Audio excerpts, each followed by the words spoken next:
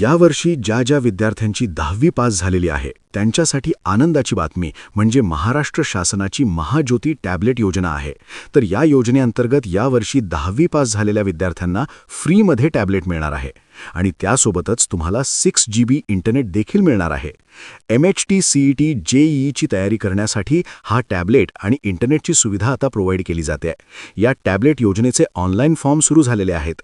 ही योजना कोणत्या विद्यार्थ्यांसाठी आहे, कोणते विद्यार्थी यासाठी ऑनलाईन अर्ज करू शकतात, याचा जो ऑनलाईन फॉर्म आहे तो कशा पद्धतीने भरायचा आहे, सर्व प्रोसेस सविस्तर माहिती स्टेप बाय स्टेप तुम्हाला मी या व्हिडिओच्या माध्यमातून सांगणार आहे।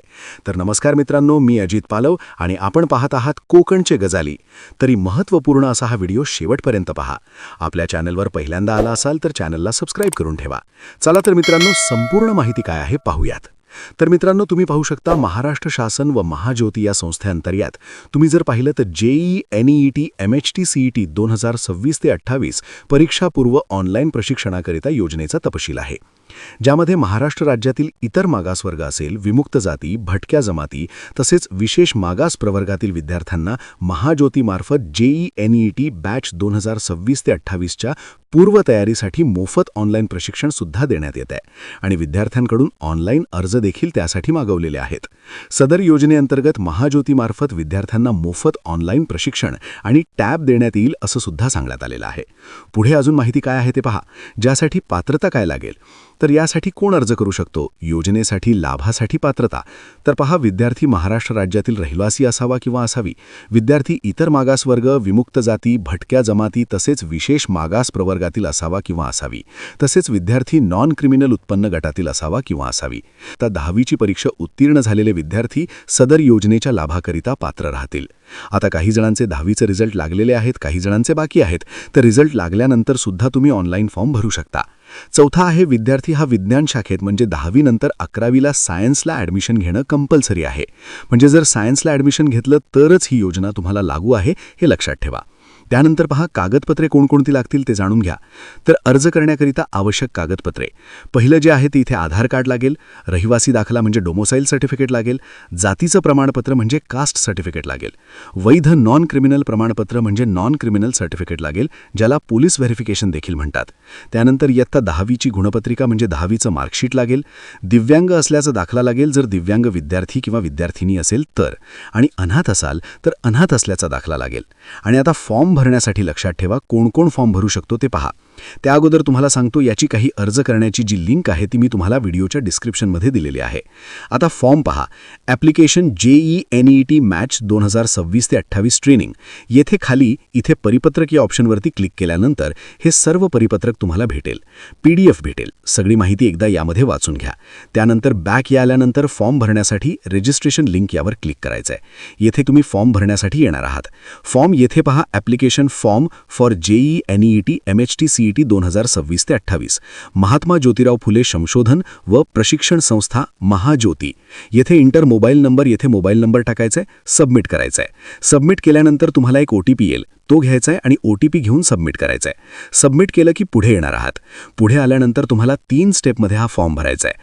अप्लाय कोर्स, यामध्ये एक कोणत्याही कोर्सला तुम्ही अप्लाय करू शकता, ज्यामध्ये पर्सनल डिटेल्स भरायचेत, क्वालिफिकेशन डिटेल्स आणि डॉक्युमेंट्स या 3 टप्प्यामध्ये फॉर्म भरायचा आहे। पहिला आहे पर्सनल डिटेल्स। पर्सनल डिटेल्समध्ये पहिला आहे अप्लाय फॉर JEEसाठी अप्लाय करताय का, नीटल्यासाठी अप्लाय करताय का, MHT CETसाठी अप्लाय करताय, तुम्हाला कशामध्ये जास्त स्टडी करायचं आहे त्यानुसार तुम्ही हे सिलेक्ट करू शकता, JEEचा, नीटचा का MHT CETचा, तर त्यानुसार तुम्ही सिलेक्ट करा। त्यानंतर फुल नेम, तुमचं विद्यार्थ्याचं नाव, first name, middle name, last name, तुमचं जे काही नाव असेल ते पूर्णपणे इथे टाका। फर्स्ट नेममध्ये फर्स्ट नेम, मिडल नेममध्ये मिडल नेम, लास्ट नेममध्ये आडनाव मध्ये लास्ट नेम, अशा पद्धतीने व्यवस्थितरित्या टाकून घ्या। स्पेलिंग व्यवस्थित टाका आधार कार्डनुसार। त्यानंतर ॲप्लिकंट फादर्स नेम, वडिलांचं जे काही तुमचं नाव असेल ते फर्स्ट नेममध्ये टाका, मिडल नेममध्ये इथे मिडल नेम टाका आणि लास्ट नेममध्ये आडनावमध्ये लास्ट नेम टाका। त्यानंतर जेंडर मेल आहे का तुम्ही फिमेल आहे विद्यार्थी ते इथे टाकायचं आहे। त्यानंतर डेट ऑफ बर्थ इथे तुम्हाला उजव्या साईडला येऊन सिलेक्ट करायची आहे, डेट ऑफ बर्थ। त्यानंतर आर यू ऑर्फन, अनाथ असाल तर येस करा, अनाथ नसाल तर नो करा। जर तुम्ही अनाथ असाल तर तुम्हाला संस्थापन जे काही सर्टिफिकेट आहे ते लागणार आहे, अनाथ नसाल तर डायरेक्टली नो करायचं आहे। त्यानंतर आर यू पर्सनल डिसेबिलिटी, अपंग दिव्यांग व्यक्ती असाल तर येस करा, कशामध्ये अपंग ते इथे सिलेक्ट करावं लागेल, नसेल तर नो करा। खाली या, सोशल कॅटेगरी, तुमची कॅटेगरी कोणती आहे? ओबीसी आहे, एनटीबी आहे, एनटीसी, एनटीडी, एसबीसी आहे. जी तुमची कॅटेगरी आहे ती कॅटेगरी सिलेक्ट करा आणि त्याच्या पुढे कास्ट विचारलंय. तुमच्या कॅटेगरीनुसार तुमची कोणती कास्ट आहे ती किती नंबरला येते हे इथे तुम्हाला सिलेक्ट करायचं आहे. त्यानंतर इन्कम ग्रुप विचारलाय. नॉन क्रिमिनल, क्रिमिनल गटामध्ये तुम्ही येता का? तर तुमच्याकडे जे काही सर्टिफिकेट क्रिमिनलमध्ये येत असाल, नॉन क्रिमिनल असाल ते इथे तुम्ही सिलेक्ट करा. त्यानंतर आधार नंबर विचारला जाईल. तुमचा जो काही आधार नंबर असेल तो इथे टाकायचा आहे. नॅशनॅलिटी आपली इंडियन येथे सिलेक्ट करायची आहे. त्यानंतर डोमोसाईल, तुम्ही कुठे आता राहता, तर जिथे तुम्ही राहताय आता किंवा तुमचं डोमोसाईल सर्टिफिकेट जिथला आहे तो जिल्हा सिलेक्ट करा. त्यानंतर रेसिडेंट टाईप, तुम्ही रुरल भागात का अर्बन भागात राहता. अर्बन म्हणजे शहरी, रुरल म्हणजे ग्रामीण. तर ज्या भागामध्ये तुम्ही राहताय ते इथे सिलेक्ट करा. त्यानंतर जिल्हा, तुम्ही ज्या जिल्ह्यामध्ये राहताय ते सिलेक्ट करा. त्यानंतर तुमचा तालुका सिलेक्ट करा, ज्या तालुक्यामध्ये तुम्ही राहताय. त्यानंतर गावाचं नाव विलेज सिटीमध्ये टाका. घर नंबर असेल तर घर नंबर टाका किंवा वॉर्ड नंबर असेल तर वॉर्ड नंबर. बिल्डिंग वगैरेचं नाव, रोड, पिनकोड सगळी बेसिक माहिती टाकून खाली या. खाली आल्यानंतर मोबाईल नंबर टाका. येथे दिसेल तुमचा अल्टरनेटिव्ह मोबाईल नंबर, तो देखील येथे टाकून द्या. ईमेल आयडी जो असेल तो व्यवस्थित इथे टाका आणि सेव्ह आणि नेक्स्ट बटनावरती क्लिक करा. कारण मोबाईल नंबर आणि ईमेल आयडीवरती तुमची जी काही पुढची माहिती आहे तुम्हाला कळणार आहे. तुम्हाला कॉल किंवा मेल येणार आहे. त्यामुळे व्यवस्थित ईमेल आयडी, मोबाईल नंबर टाका. त्यानंतर पुढे आल्यानंतर क्वालिफिकेशन डिटेल्स.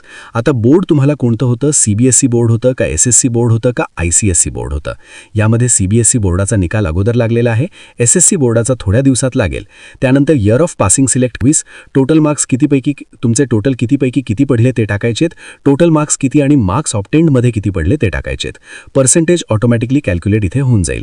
त्यानंतर खाली तुम्हाला सेव्ह अँड नेक्स्ट बटनावरती क्लिक करायचं आहे. तर इथे सगळी माहिती भरून घेऊयात. जे काही सीबीएसई, एसएससी बोर्ड व्यवस्थित सिलेक्ट करा किंवा आयसीएससी, यानुसार तुम्हाला सेव्ह नेक्स्ट करायचं आहे. सेव्ह नेक्स्ट केल्यानंतर तुम्हाला इथे पाहू शकता पुढे शेवटची स्टेप, ते म्हणजे डॉक्युमेंट अपलोड करण्यासाठी तिसरी स्टेप आहे, ज्यामध्ये तुम्हाला एक एक डॉक्युमेंट अपलोड करायचे आहेत.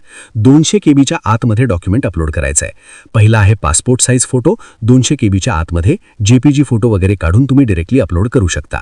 दुसरा आहे सिग्नेचर. 200 केबीच्या आतमध्ये. सगळे डॉक्युमेंट 200 केबीच्या आतमध्ये लक्षात ठेवा अपलोड करायचे आहेत. आणि पुढे अपलोड इमेजवरती क्लिक करायचं आहे. त्यानंतर चूज फाईलवरती क्लिक करून डॉक्युमेंट घ्यायचे, अपलोड इमेजवरती क्लिक करायचं आहे.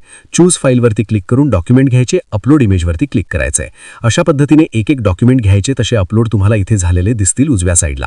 कॅन्डिडेट स्टुडंट आधार कार्ड इथे अपलोड करायचं आहे. फोटो झाला, सिग्नेचर झाली. आता non criminal certificate, not compulsory for अनाथ जे असतील त्यांच्यासाठी कंपल्सरी नाहीये, पण बाकीच्या सर्वांना सर्टिफिकेट अपलोड करणं गरजेचं आहे.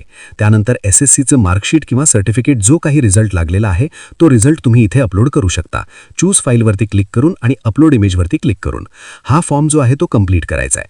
खाली येईल फायनल सबमिट. फायनल सबमिटवरती क्लिक करायचं आहे. तुमचं काम झालेलं आहे. फॉर्म सगळा भरून झालेला आहे. येथे येऊन खाली येऊन तुम्ही प्रिंट काढू शकता. तरी शक्यतो तुम्ही याची प्रिंट काढून ठेवा. तुमच्या घरात प्रिंटर नसल्यास तुम्ही तुमच्या मोबाईलद्वारे बाहेर दुकानातून 10 रुपयांमध्ये प्रिंट घेऊ शकता. तर अशा पद्धतीने तुम्हाला फॉर्म भरायचा आहे. याची जी काही पुढची माहिती आहे तुम्हाला तुमच्या मोबाईलवर कॉल करून किंवा तुम्ही दिलेल्या तुमच्या मेल आयडीवर त्यांच्यातर्फे सांगितली जाईल. आधार कार्डवरती क्लिक करून अपलोड इमेजवरती क्लिक करायचं आहे. अपलोड करा. आता येथे तुमचं सर्व काम पूर्ण झालेलं आहे. अगदी शांत पद्धतीने स्टेप बाय स्टेप तुम्ही हा फॉर्म भरून घ्या व सबमिट करा. तर असा हा महत्त्वपूर्ण व्हिडिओ सर्वांना शेअर करा.